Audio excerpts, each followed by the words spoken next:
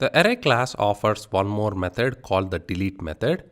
In this lecture, you will learn how to use it and also how to replace an element of an array with a different element. Copy.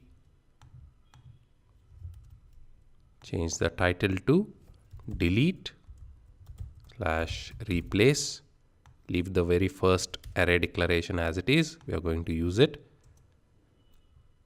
Do a document dot write, display the values of the array so that we can see the contents after deletion. Add a line break br. To delete the element of an array, use the delete method and you need to tell it which array element you want to delete. A of 0. I want to delete 2 from this array.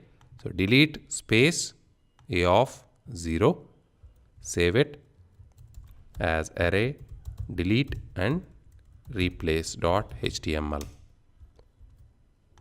Now if we try to access the very first element of the array, document.write A of 0 plus line break.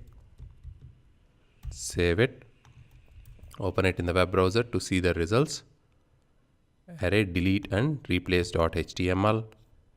And the output is undefined. So if you try to access an element that is deleted, you will see undefined, because if you display the array one more time after deletion, copy this document.write, paste it after deletion, save it, refresh the browser, and you will see that there is something here as a first element, but it is not defined because we got rid of it. That is the reason you see it as undefined. To replace an element of an array, simply use the index. For example, I want to replace 4.56 with 5.5. I will use A of 1 is equal to 5.5. Copy this statement which displays the contents of the array, paste it at the end. Go back to the browser, refresh.